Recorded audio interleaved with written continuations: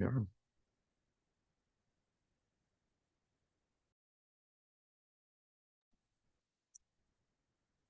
Well, good morning, friends, and welcome to another week, another day, another episode of PB Reads the Bible. That's what we are doing today. And it is, for me, it is Tuesday, November 14th, and it's 9 o'clock in the morning. Some of you, some of you are joining our live stream, our small group discussion this morning at the same time as I am. Others are joining some other time, later today, early this evening, sometime overnight, or several days or weeks from now. In all those cases, welcome. Welcome to our small group. I'm Brian. I'm the pastor here at Christ United Methodist Church, hence the term PB. Pastor Brian reads the Bible. I read, you follow along or just listen.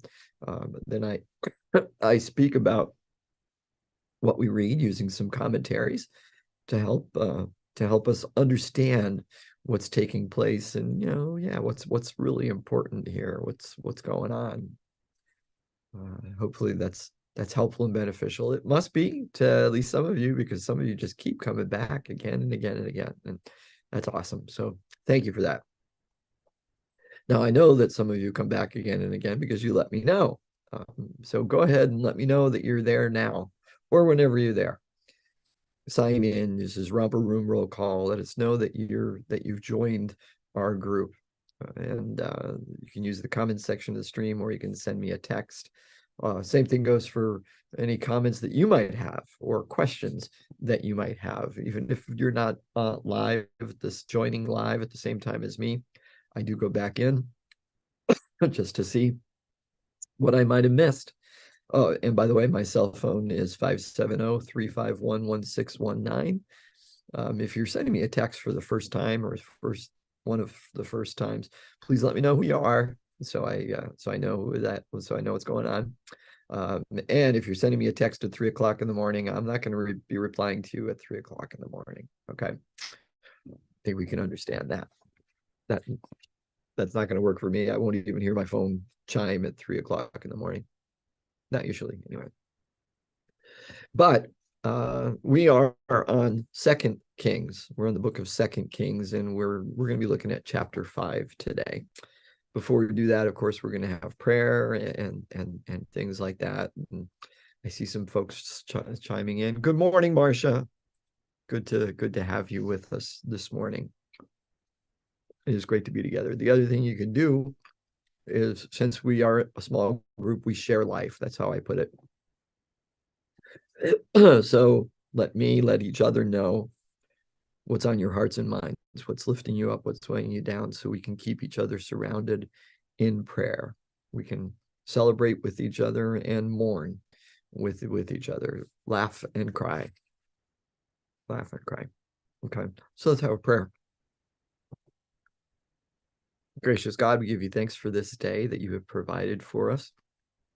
Another chance to be in ministry to others for you, and another chance to spend time together looking at the scriptures, looking at what we refer to as the Bible.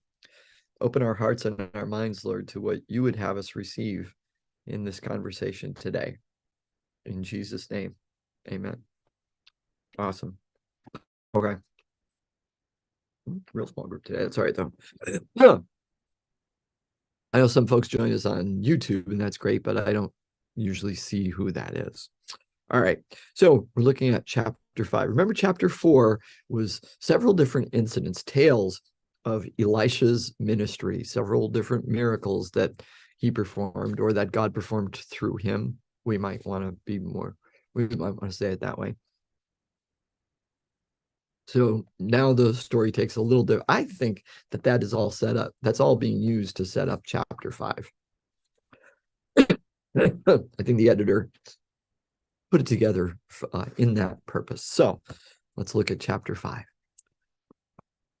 Naaman, commander of the army of the king of Aram, was a great man and in high favor with his master, because by him Yahweh had given victory to Aram. Pause. This is probably connected back several chapters to when Israel, it might have even been in First Kings, now that I'm thinking about it. But when Israel tried to retake Ramoth Gilead, but because of how they behaved, God let Aram be victorious. And so in Israelite scripture, whenever Israel loses, it's because it was God's will. They cannot see themselves. Their theology would say we can't lose unless God chooses to make that happen because of something we did. So Naaman must have been one of the leaders of that fight from the Arameans, from the Aramean army. And it's said that by him, through him, God gave victory to Aram. Okay, picking up by that. And he's a great man. That's important to remember. He is a great man. Good morning, Marilyn. Good to have you. Oops. Sorry, I clicked the wrong button. Good to have you with us too. Okay. All right. I'm just going to read that first verse over, the first part. Naaman, commander of the army of the king of Aram, was a great man and in high favor with his master, because by him Yahweh had given victory to Aram. The man, though a mighty warrior, suffered from leprosy, some form of skin disease, not leprosy as we know it, not Hansen's disease. They use the term skin disease or leprosy for just about anything. It could be acne, any kind of a spot, really. Now, the Arameans, on one of their raids, had taken a young girl captive from the land of Israel, and she served Naaman's wife. She said to her mistress, "If only my Lord were with the prophet who is in Samaria, he would cure him of his leprosy." Pause. So, a servant girl, a slave, a young girl who is now a slave. She's been taken captive. But she gives this counsel. This is why I think chapter 4 is used to set this up. His fame, Elisha's fame, must be spreading,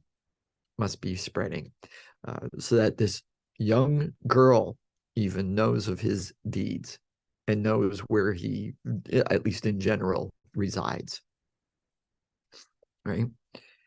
And she says, "Go see him." So Naaman went in and told his lord just what the girl from the land of Israel had said. And the king of Aram said, "Go then, and I will send along a letter to the king of Israel." Pause. So Naaman receives this news from the servant girl and believes her, accepts her counsel, and goes and talks to the king.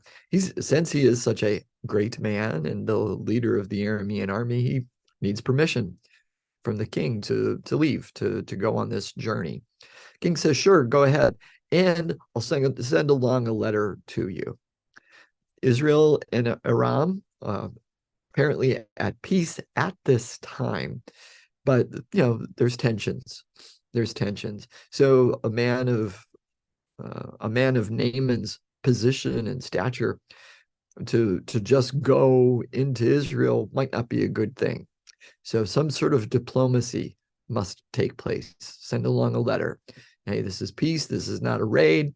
He wants to do this. Picking up from there. He went, taking with him 10 talents of silver, 6,000 shekels of gold, and 10 sets of garments. By the way, I know we discussed this before, but a talent is at least 7, but perhaps as much as 15 years of wages. So at the very least, it's 70,000, no, 70 years wages in silver. So that's a big chunk.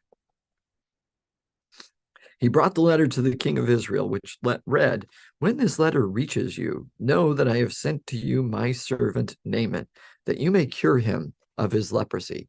Pause. So the king of Aram sends this letter, receive him, and cure him of his leprosy.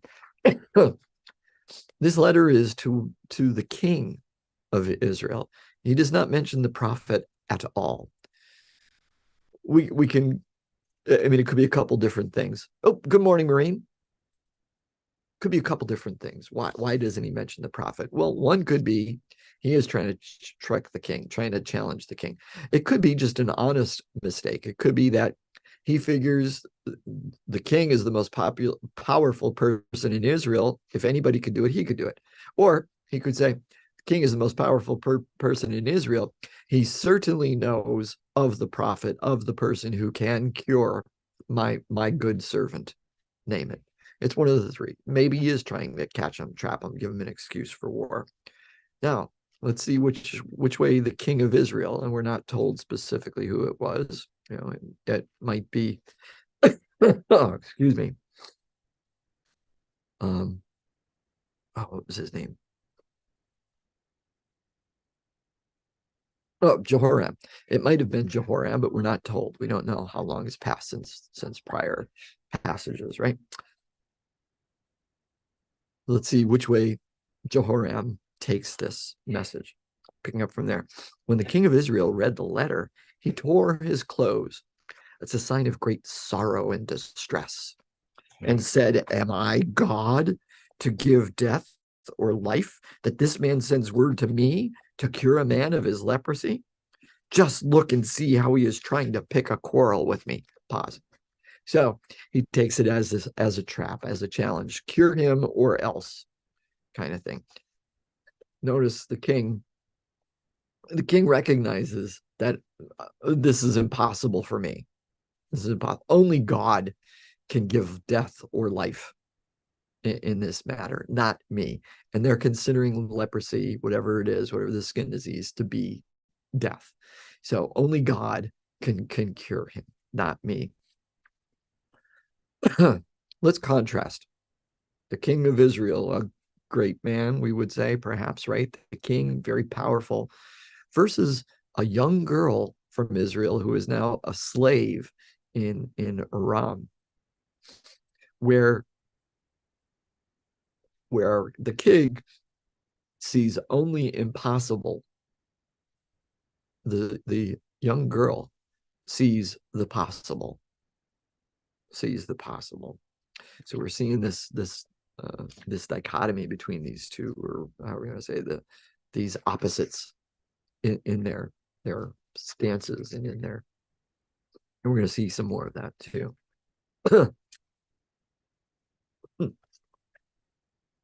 Picking up from there, verse 8. But when Elisha, the man of God, heard that the king of Israel had torn his clothes, he sent a message to the king. Why have you torn your clothes? Why have you torn your clothes? Let him come to me, that he may learn that there is a prophet in Israel.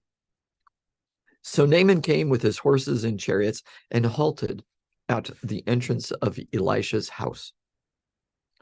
Elisha sent a messenger to him, saying, go, wash in the Jordan 7 times, and your flesh shall be restored, and you shall be clean. But Naaman became angry and went away, saying, I thought that for me he would surely come out and stand and call on the name of Yahweh his God, and would wave his hand over the spot and cure the leprosy. Pause.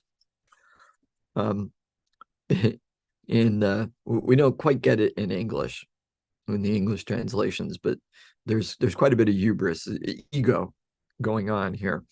In Hebrew, it's literally, I thought unto me he would surely come out and stand. Basically saying that he was greater than this prophet, that this man should come out and stand before me and do all this other stuff. Listen to the next part of what he has to say. Are not Abana and Pharpar, the rivers of Damascus, better than all the waters of Israel? Could I not wash in them and be clean? Pause. So his ego isn't only about himself, it's about his country. It's about his land. I'm so much greater than this guy. He should have just come out and, oh, sorry. I'm so much greater than this man. He should have come out and stood before me and done all these things. And my country is so much better than Israel. Surely the waters there would have been just as good, if not better, than this place. Okay. Picking up from there, he turned and went away in a rage. But his servants approached and said to him, Father, if the prophet had commanded you to do something difficult, would you not have done it? How much more when all he said to you was, wash and be clean? So he went down and immersed himself 7 times in the Jordan, according to the word of the man of God. His flesh was restored like the flesh of a young boy, and he was clean. Pause. So even in his rage, he's willing to listen to his servants. That's pretty impressive. It's pretty impressive that this great man is willing to listen to servants, which is a softer word, but than what it really was, which would have been slaves, most likely, especially the servant girl from Israel, the young girl. But he's willing to listen to his servants, and their counsel, their advice sinks through his thick skull, and he actually does it. He said, hey, if the prophet had told you something to do something difficult, wouldn't you have done it? Just because it's easy, just because this is easy, doesn't mean you shouldn't do the same thing. Doesn't mean you shouldn't listen. So he does. He does listen, and he immerses himself how many times? 7. One of those special numbers, right? One of those special numbers, a perfect number or a complete number of times, a complete number of times. So he immerses himself in the river a complete number of times, 7 times. He comes up and finds that he is healed. Finds that he is healed. Not only healed, his flesh is made like a young boy. So, to one degree anyway, to an extent, he has gone from being a great man to being a young boy. Very similar to the young girl that the story started off with. The young girl that he had taken as a slave, as a captive. And he is clean. Picking up from there. Then he returned to the man of God, he and all his company. He came and stood before him. Pause. So when Naaman first went to Elisha, he expected Elisha to stand before me. And Elisha wouldn't even be bothered. He just sent out a messenger to talk to him.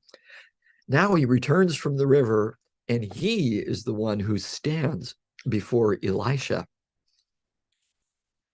and said, picking up from there, and said, now I know that there is no God in all the earth except in Israel. Please accept a present from your servant. Pause.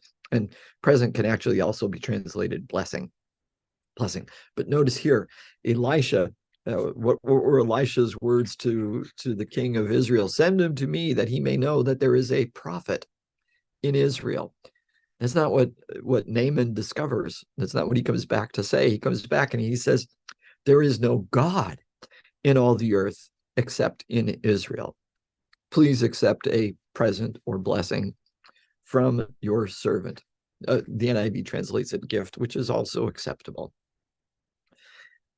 We might say he's trying to buy it, but the terminology here is a gift and a blessing. He wants to bless Elisha for doing it. But he, Elisha, said, as Yahweh lives, whom I serve, I will accept nothing. Naaman urged Elisha to accept, but Elisha refused.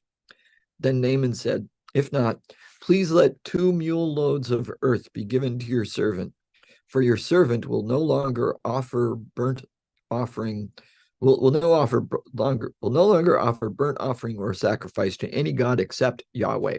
Pause. In his language here, he has gone from talking about the God of Israel, your God. Now he's being more specific about it, and he's claiming God as Yahweh, as his God. That's the only God that I'm going to offer sacrifices to, which is awesome. His theology is still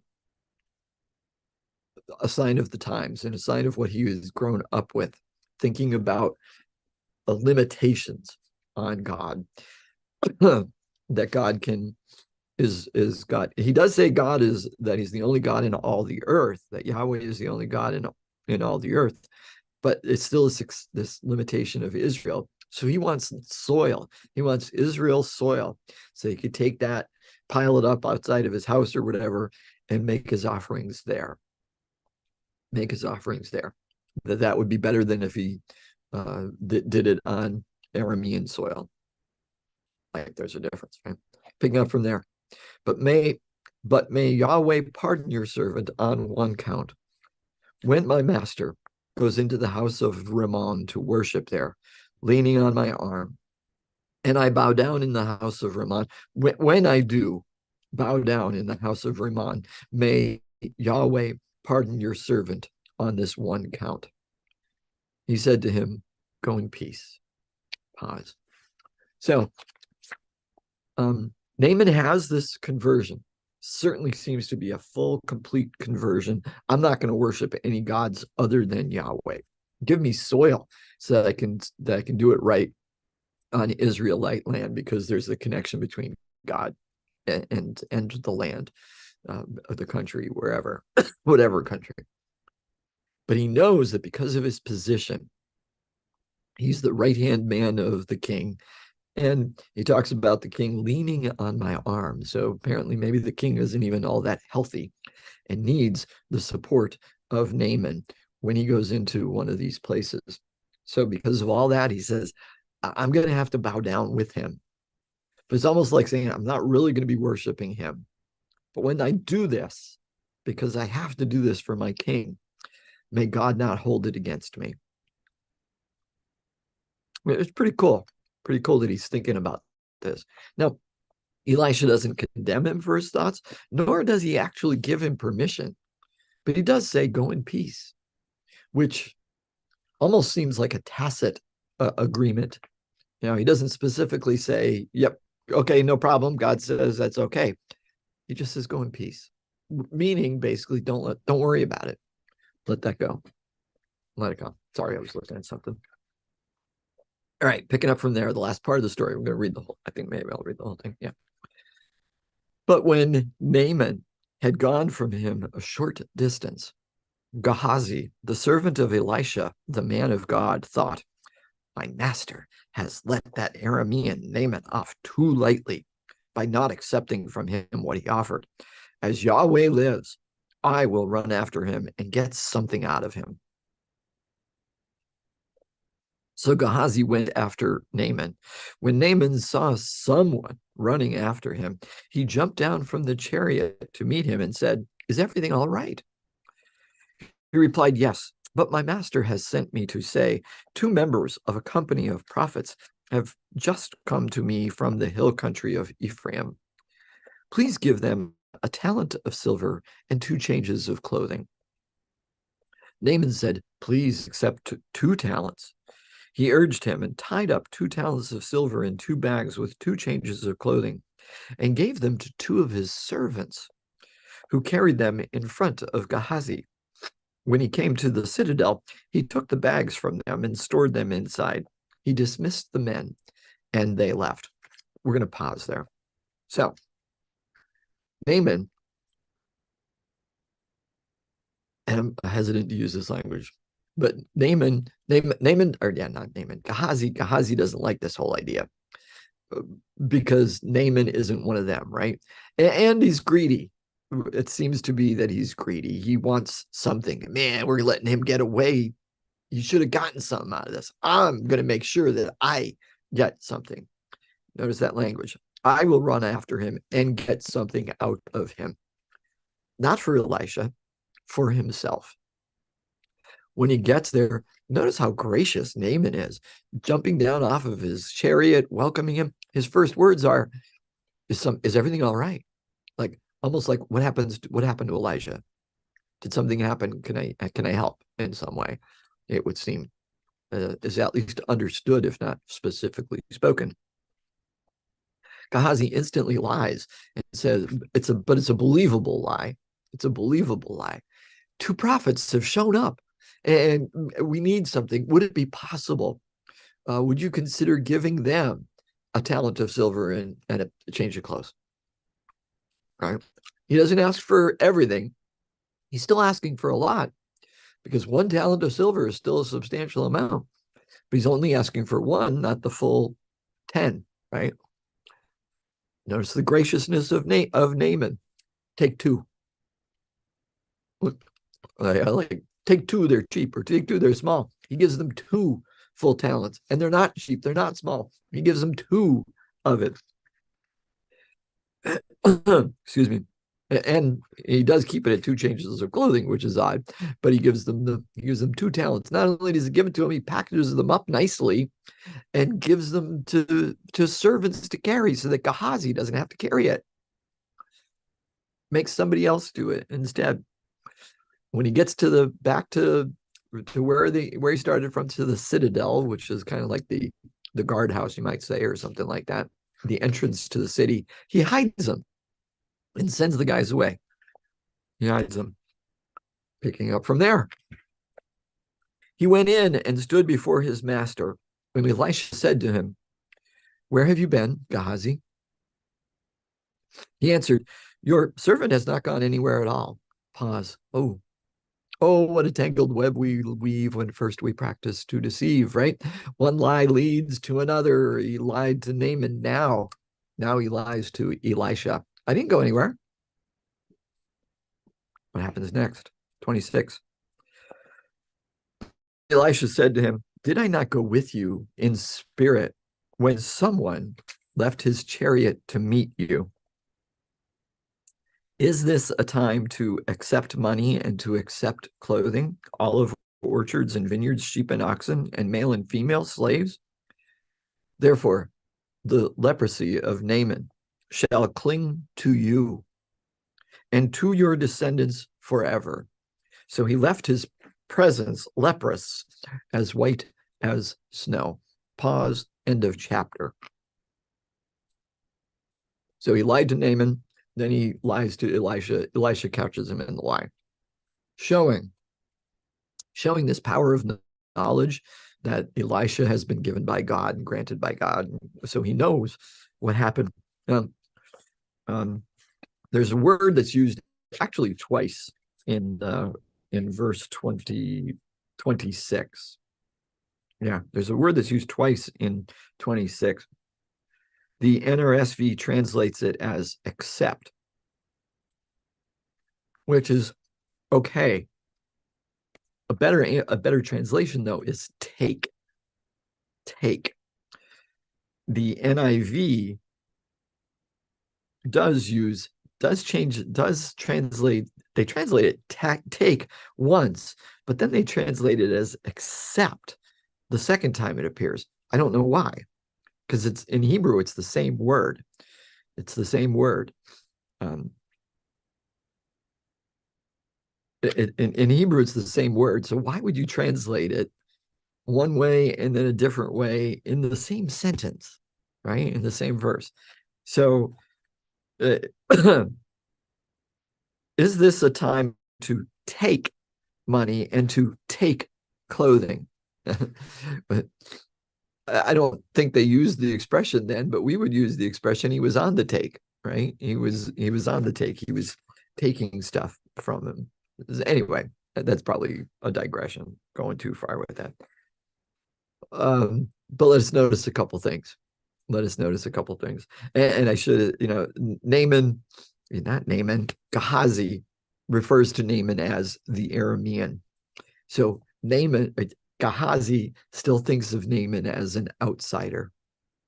Well, keeping that language, this whole story, we can see a couple things taking place. What one in particular connected to that. The outsider has been healed of his leprosy, and the insider has been given the leprosy. So Gehazi had this idea of like insiders being better than outsiders. Excuse me. but the outsider has been healed. The insider has been inflicted. The other thing we should notice is the story started off with this young girl who was a servant of Naaman and his other servants as well, right? In the middle of the story. Both she and they were loyal to their master. She even refers to him as Lord. The other servants refer to him as Father. They are seeking his best interests. They help him get healed. Gehazi, who is a servant for Elisha, doesn't have the same honor of a servant. Instead, he's looking out for himself, for his best interests, not for his master's. That's it for today, my friends. Oh, we will be back on. Oh no, we won't be back on Thursday. I'm sorry. I can't be in two things at one time. And just got to double check here. Yeah, no, Thursday. That's right. Thursday, I'm participating in a Altoona area, Altoona supervisory area worship and conversation, a little training thing that we're participating in on Thursday. And that's at the same time as I would be doing this. So we will not have a session on Thursday, November 16th. We will have a session on Tuesday, 1 week from today, Tuesday, November 21st. So that will be our next session, Tuesday, November 21st. And that'll be the only one for that week because that week is also Thanksgiving. So just one last announcement. Join us for worship on Sunday because we will be having worship on Sunday, the 19th at 8:15 and at 10:45 in person. Both of those in person at that time. The 10:45 is also live streamed. Should that be necessary for you, please join us that way. If you can't join us in person. As we continue our study, our look at the faith of a mockingbird, the faith of a mockingbird. And of course, the book of To Kill a Mockingbird is part of that discussion as well. And then on the 26th, we'll be finishing up that worship series in the morning. And then in the afternoon, 3:00 in the afternoon, we're going to show the film To Kill a Mockingbird. Of course, that can only be done live. We can't show that live stream. You can only be here in person. So please join us for that. Well, my friends, that's all I have for you today. I do pray that this has been beneficial for you, that you've learned something or relearned something, that God has spoken to you in some way. As you go about your days, not just today, but every day, keep those eyes and ears, physical and spiritual, open to everything that our living, loving, active God is doing in your life. When you see it, when you hear it, say, "Thank you, Papa," and then tell somebody about it. Until we meet again, my friends.